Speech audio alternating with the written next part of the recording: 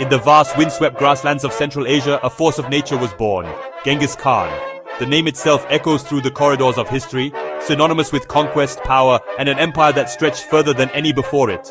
He is remembered often as a ruthless warrior, a storm from the east that reshaped the known world. But, like the deepest oceans or the most remote mountain peaks, the familiar narrative often conceals a far more complex and fascinating reality. The man who united the Mongol tribes and forged an empire was far more than a simple conqueror. Today, we journey back in time, not to recount the battles you may already know, but to uncover the hidden landscapes of his life and legacy. We will explore the surprising, the unexpected, and the lesser-known facts that reveal a strategist, a revolutionary leader, and a man whose influence extends in ways few can imagine. These are the stories that lie in the shadow of the great conqueror, tales of innovation, tolerance, and enduring mystery that paint a much richer portrait of one of history's most formidable figures. Join me as we peel back the layers of legend and look at the man behind the myth. We will discover a story not just of bloodshed and expansion, but of profound and lasting change.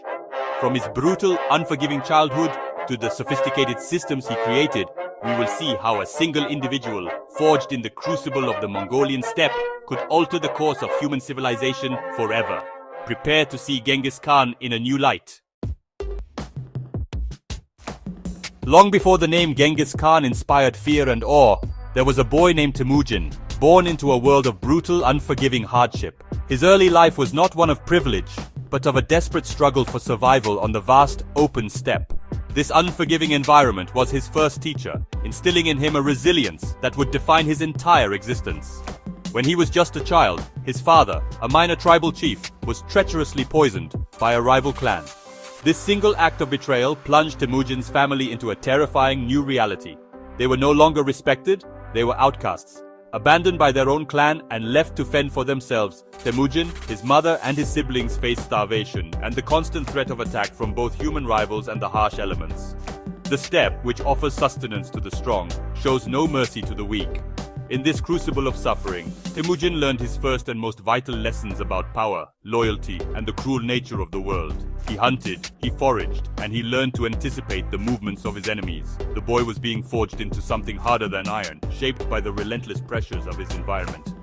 This period was so desperate, so defined by the fight for the next meal, that it led to a dark and pivotal moment in his young life. In a dispute over a hunting prize, a single fish, Temujin killed his own half-brother, Better. This was not an act of the wanton cruelty, but a chillingly pragmatic decision to eliminate a rival within his own desperate family unit, establishing his dominance and his will to survive at any cost.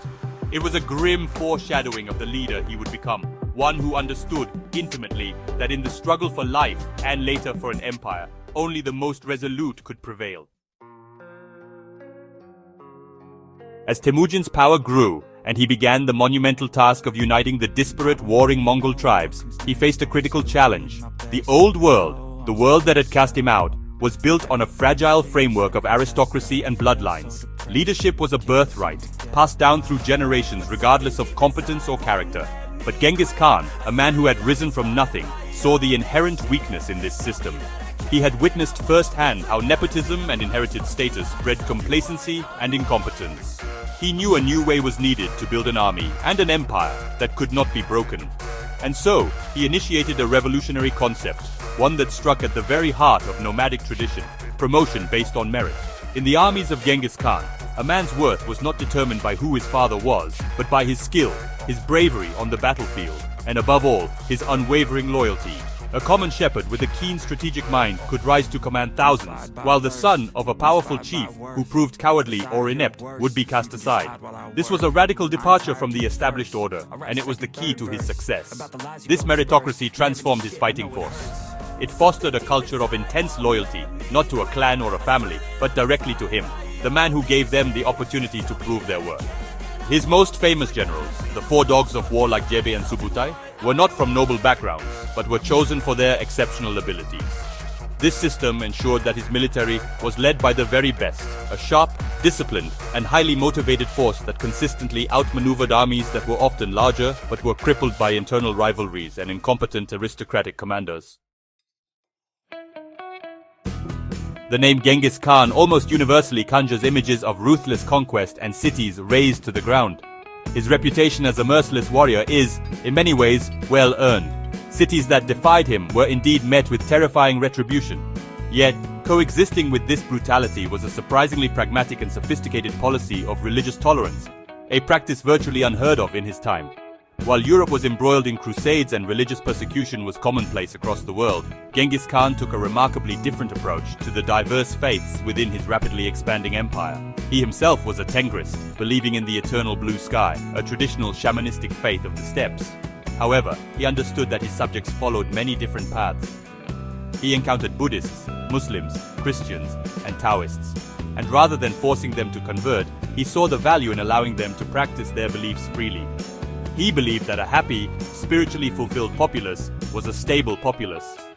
He would often invite leaders from different religions to his court for debates, eager to learn from their philosophies and wisdom, searching for the secrets to immortality and good governance. This tolerance was not just philosophical, it was codified into law. Genghis Khan decreed that all religious leaders and their institutions, be they priests, monks, or imams, were to be exempt from taxation and public service. This was a shrewd political move. It won him the loyalty of influential religious figures across his empire, who in turn often preached stability and obedience to their followers.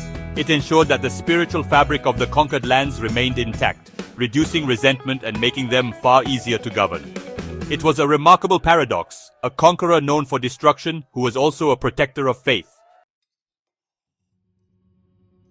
Of all the mysteries surrounding the life of Genghis Khan, perhaps the most enduring is the one that concerns his death. After a lifetime spent conquering the world, the great Khan wanted to return to the earth from which he came, disappearing without a trace.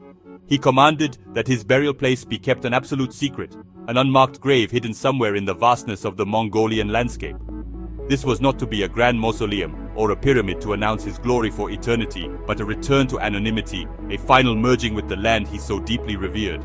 The lengths to which his followers went to honor this final wish have become the stuff of legend. The story, passed down through generations, is as brutal as it is fascinating. The funeral procession that carried his body from the site of his death back to Mongolia is said to have killed every person and animal it encountered along the way. This was done to ensure that no one could ever retrace the path to his final resting place. The world was to be blind to the location of its greatest conqueror's tomb, a secret sealed in blood. Once the tomb was prepared and the Khan was laid to rest, the slaves who had built it were executed by the soldiers who had guarded them. Then, in a final, chilling act of concealment, those soldiers were themselves killed by another escort of guards, ensuring that the secret died with the last man. To completely erase any sign of the burial, it is said that 1,000 horses were ridden over the ground to obscure the disturbed earth, and trees were planted over the site, so that in time, the forest itself would become its eternal guardian. To this day, despite modern technology and countless expeditions, the tomb of Genghis Khan has never been found. While the Mongol hordes are famous for their speed on the battlefield, one of Genghis Khan's most brilliant and lasting innovations was not a weapon of war, but a revolutionary system of communication and transport. He understood that to control a vast empire, he needed more than just military might. He needed information. News, messages, and decrees had to travel faster than any rumor or rebellion. His solution was an incredibly sophisticated network of relay stations known as the YAM, effectively the world's first international postal system. This was no mere collection of scattered outposts.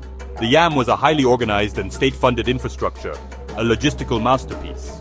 Relay stations were established roughly every 25 to 30 miles along the major roads of the empire. Each station was staffed and stocked with fresh horses, food, and lodging for the official messengers of the Khan. A rider carrying an imperial decree could gallop at full speed to a station, exchange his tired horse for a fresh one, and continue on his way with minimal delay.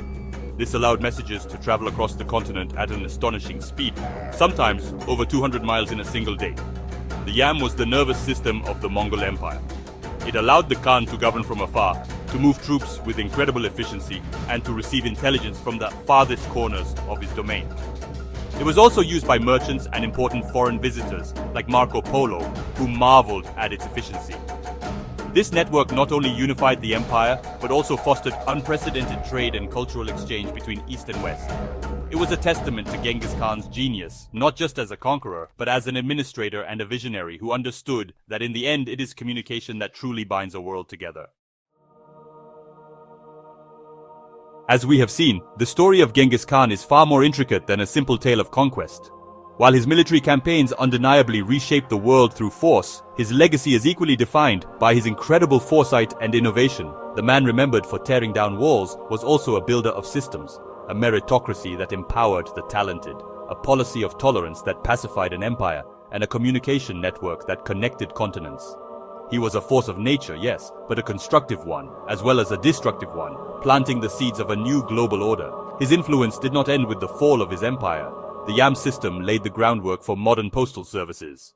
His promotion of trade along the Silk Road helped foster an era of unprecedented exchange between East and West, bringing new ideas, technologies, and goods across the world. In looking beyond the battlefield, we discover a figure whose impact on governance, law, and communication resonates even today. He is a paradox of history, the barbarian who civilized, the destroyer who created. The story of Temujin, the boy who survived the steppe to become the great Khan, reminds us that history is rarely black and white.